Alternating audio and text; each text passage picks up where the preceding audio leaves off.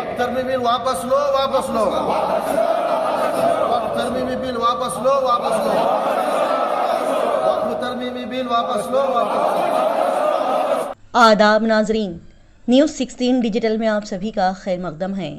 शहर बेंगलोर में ऑल कर्नाटका सुन्नी उलेमा बोर्ड की हिमायत के साथ दो मारूफ तंजीमों की तरफ से वक्फ बिल के खिलाफ कड़े अल्फाजों के साथ मजम्मत करते हुए जी हाँ रजा फाउंडेशन सुन्नी उलेमा बोर्ड ऑल कर्नाटका के जॉइंट सेक्रेटरी MM रजवी साहब और ऑल कर्नाटका सुन्नी उलेमा बोर्ड के जनरल सेक्रेटरी ने ऐलान किया और बताया कि शहर बेंगलोर में ऑल कर्नाटका सुन्नी उलेमा बोर्ड की हिमायत के साथ रजा फाउंडेशन चैरिटेबल ट्रस्ट बेंगलोर की जानिब से यानी कि दो तंजीमों ने एक होकर मुत्तहिद होकर मस्जिद जाफर सादिक के सदर अलहाज नज़ीर साहब की मौजूदगी में बज़्म गुलजार मिल्लत के ओहदेदारान की मौजूदगी में BJP गवर्नमेंट सेंट्रल गवर्नमेंट की जानिब से लाए गए वक्फ बिल 2024 के खिलाफ अपनी आवाज़ बुलंद की और एक खामोश एहतजाज किया गया और कहा गया कि मरकजी हुकूमत और BJP गवर्नमेंट ने मुसलमानों को परेशान करने के लिए पार्लियामेंट में जो बिल पास किया है वो सरासर मुसलमानों के साथ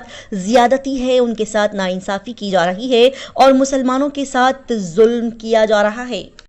लिहाजा मरकजी हुकूमत ने इलेक्शन के वक्त एक कम्युनिटी को इकट्ठा करने के लिए सभी वोट्स को पोलराइज करने के लिए ये चाल चली है और मुसलमानों के खिलाफ उन्होंने ये घिनौनी साजिश रची है जिसकी हम सभी कड़े अल्फाजों में मजम्मत करते हैं। आइए देखते और जानते हैं इसकी मजीद तफसीलात। ವಕ್ಫ್ ಬೋರ್ಡ್ ಅಮೆಂಡ್ ಬಿಲ್ಗೆ ಧಿಕ್ಕಾರ ಮಾಡ್ತಾ ಇದ್ದೀವಿ, ಖಂಡಿಸ್ತೀವಿ। ಇದಕ್ಕೆ ನಾವು ಗೌರ್ಮೆಂಟಿಂದ ಇದು ಮಾಡಿ ವಾಪಸ್ ತಗೊಳ್ಳಿ ಅಂತ ಈ ಬಿಲ್ಗೆ ಇದು ಮಾಡ್ತಾ ಇದ್ದೀವಿ। ಯಾಕೆ ಖಂಡಿಸ್ತಾ ಇದ್ದೀವಿ ಸರ್? ಇದು ಅಗೇನ್ಸ್ಟ್ ನಮ್ಮ ಇಸ್ಲಾಂ ಇದಕ್ಕೆ ಅಗೇನ್ಸ್ಟ್ ಇದು। ಯಾಕಂದರೆ ಇದು ನಮ್ಮ ತಾತ ಮುತ್ತಾತ ಅವರು ಇಂದ ಅವ್ರದ್ದು ಕೊಟ್ಟಿರೋದು ದೇವರಿಗೆ, ಅಲ್ಲ ಹೆಸರಿಗೆ। ಅವ್ರನ್ನ ಇದು ಗೌರ್ಮೆಂಟ್ ಅದು ತೊಗೊಳ್ತೀನಿ ಅಂದರೆ ಅವ್ರಿಗೆ ಅದಕ್ಕೆ ಅಧಿಕಾರನೇ ಇಲ್ಲ ಇದು ತೊಗೊಳ್ಳೋಕ್ಕೆ। ನಮಗೆ ಅಧಿಕಾರ ಇಲ್ಲ, ನಾವು ಒಂದು ಸತಿ ಕೊಟ್ಬಿಟ್ಟು ನಮಗೆ ಅಧಿಕಾರ ಇಲ್ಲ, ಆಮೇಲೆ ಗೌರ್ಮೆಂಟ್ ಹೆಂಗೆ ಅಧಿಕಾರ ಬರುತ್ತೆ ಇದು ತೊಗೊಳಕ್ಕೆ ಬಿಲ್ ನಾವು। दिल के फपोले जल उठे सीने के दाग से, इस घर को आग लग गई घर के चिराग से। न समझोगे तो मिट जाओगे ऐ हिंदी वतन वालों, तुम्हारी दास्तां तक न होगी दास्तानों में। सरकार तुम्हारी है, सरकार तुम्हारी है, तुम सच को झूठ लिख दो अखबार तुम्हारा है। सरकार तुम्हारी है, तुम सच को झूठ लिख दो अखबार तुम्हारा है। इस दौर के फरियादी जाएं तो कहां जाएं, कानून तुम्हारा है, दरबार तुम्हारा है। आज दरबार तुम्हारा है बेशक। एक हंगामे महशर हो तो उसको भूलूं, सैकड़ों बातों का रह रह के ख्याल आता है। और हम कौन हैं, हम क्या हैं, हम कुछ भी नहीं, लेकिन हम कौन हैं, हम क्या हैं, हम कुछ भी नहीं, लेकिन वक्त आने दो हम तुमको बता देंगे। आप जनता दल के लीडर हैं, जनता दल में आप रहे हैं, जनता दल भी इसमें शामिल है इस बिल को पास कराने में। देखिए, जनता दल जब तक मुसलमानों की खैर ख्वाह थी हम जनता दल के साथ रहे, हमारे ज़मीर साहब भी जनता दल के साथ रहे, हमारे CM इब्राहिमी साहब जनता दल के साथ रहे। इस वक्त इन लोगों ने जो मुसलमानों के साथ खिलवाड़ किया है, मैं इंशाअल्लाह मेरा जो रिकग्निशन लेटर है मैं इस वक्त मैं देवेगौड़ा जी को भेज दूंगा कि हमें जो मुसलमानों के हक में जो पार्टी अगर ऐलान नहीं करती है कि आज इस वक्त ऐलान करना चाहिए था, अगर ये ऐलान नहीं कर रही है तो हम सुबुकदोश होने का। आज जनरल सेक्रेटरी था, मैं इतने दिन से स्टेट का जनरल सेक्रेटरी था, मैं ऐलान करता हूं कि मैं अपना लेटर आज सुप्रीमो को भेज दूंगा इंशाअल्लाह। ताखिर क्यों की आप लेटर देने में? ताखिर इसलिए की कि ये लोग आजकल कर रहे थे कि हम ज़रूर मुसलमानों की तायद करेंगे, मुसलमानों की तायद करेंगे, लेकिन जब मालूम हो गया कि बिल्कुल खुले लफ्ज़ों में इन लोगों ने इनकार कर दिया तो हम ऐलान कर रहे हैं कि आज हम सुबुकदोश होना चाह रहे हैं जनता दल जनरल सेक्रेटरी के ओहदे से। इस्तीफ़ा देंगे इंशाअल्लाह। कब देंगे? कल इंशाअल्लाह हमारा इस्तीफ़ा पहुँच जाएगा। आज जो तुमने हिंदुस्तान में जो नंगा नाच खेला है, आज वक्फ बोर्ड के ताल्लुक से, वक्फ बोर्ड की ज़मीन जो है ये हमारे पुरखों की, हमारे बुज़ुर्गों की ज़मीन है। इस ज़मीन के ऊपर आपने जो आंख आज दिखाई है, ये गलत नज़रियात आपने जो रखा है, इस बिल को ज़रूर वापस लेना पड़ेगा। आपकी ज़मीन इतनी है, आप जाओ कर्नाटक चले जाओ, आप तमिलनाडु चले जाओ, आप आंध्रा चले जाओ, आप तेलंगाना चले जाओ, तमिलनाडु चले जाओ, 10 लाख एकड़ से ज़मीन आपकी मंदिरों की है। हमें कोई एतराज़ नहीं है। वहाँ जा कर के माइनॉरिटीज़ को, जितने भी माइनॉरिटीज़ हैं, उनको आप ज़मीनें, आप मकाने बना करके दो, कॉलेज बना करके दो, ये आपका हक है, आप बनाओ। हमारी ज़मीन जो है, वक्फ बोर्ड की ज़मीन, हमारे बुज़ुर्गों ने इसको, हमारे बुज़ुर्गों ने वक्फ किया है अल्लाह के नाम पे। अल्लाह के नाम की ज़मीन किसी को दी नहीं जाएगी। आज ये बीजेपी जो नंगा नाच खेल रही है, हम पूरे हिंदुस्तान में इंशाअल्लाह हम एहतजाज करेंगे। सारे मुसलमान मुत्तहिद होंगे, और मुसलमान ही नहीं बल्कि दलित हैं, ईसाई हैं। आज ये खाली सिर्फ मुसलमानों का मसला नहीं है। आज ये मुसलमानों की ज़मीन छीन करके ये बता रहे हैं, कल दलित की ज़मीन छीनेंगे, कल ईसाइयों की ज़मीन छीनेंगे। ये हम बिल्कुल इस चीज़ की मजम्मत करते हैं कि हम कभी नहीं चाहेंगे कि वक्फ बोर्ड की ज़मीन को ये बिल्कुल नाजायज़ तरीके से कब्जा करें। तो लगातार एहतजाज हो रहे हैं, लेकिन कानून भी बन चुका है। कानून बनेगा, हम एहतजाज जारी रखेंगे इंशाअल्लाह।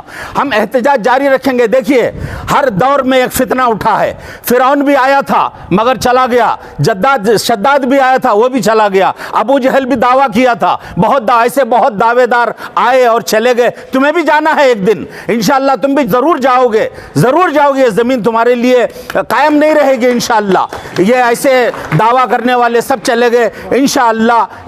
हमें उम्मीद है कि सारे मुसलमान मुत्तहिद होकर के जो इन्होंने खेल खेला है, वापस हम ज़रूर इसको वापस करेंगे और इनको वापस लेना पड़ेगा इंशाअल्लाह। मुसलमानों के हक में तरमीम की गई है, मुसलमानों के हक में तरमीम की गई थी।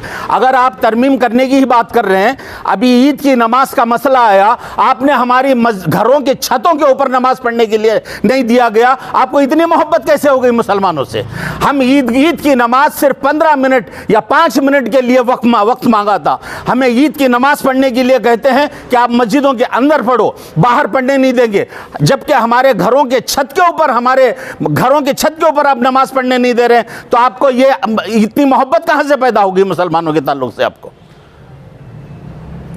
तो हम इसकी बिल्कुल मजम्मत करते हैं कि हम इस बिल को कभी नहीं मानेंगे। कोई हिंदुस्तान का मुसलमान इस बिल को नहीं मानेगा इंशाअल्लाह।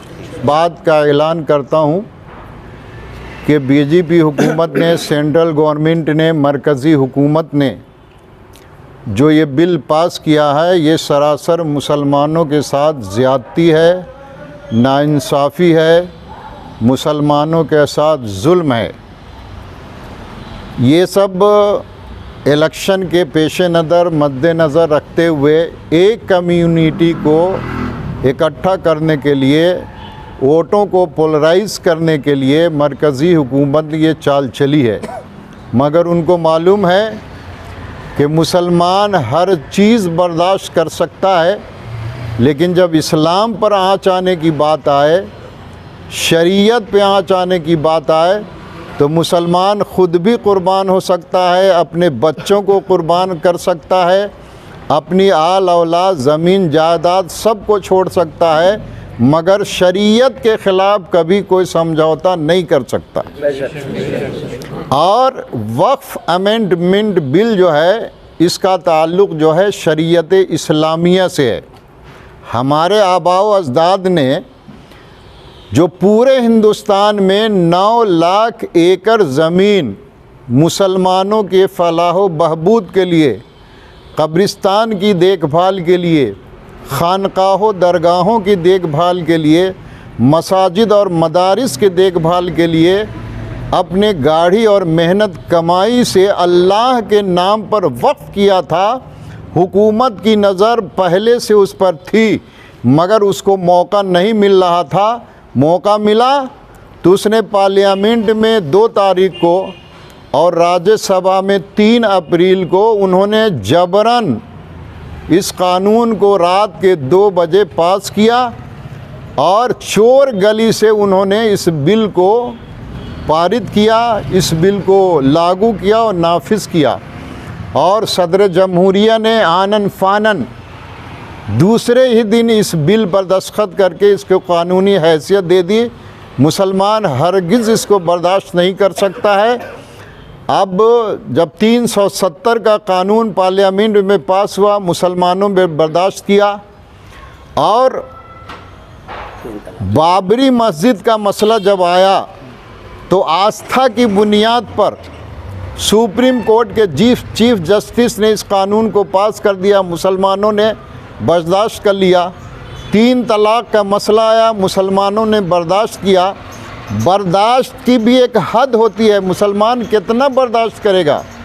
इसलिए जालिम का जुल्म सहना भी गुनाह है। ये हुकूमत मुसलमानों के साथ जालिमाना रवैया इख्तियार कर रही है।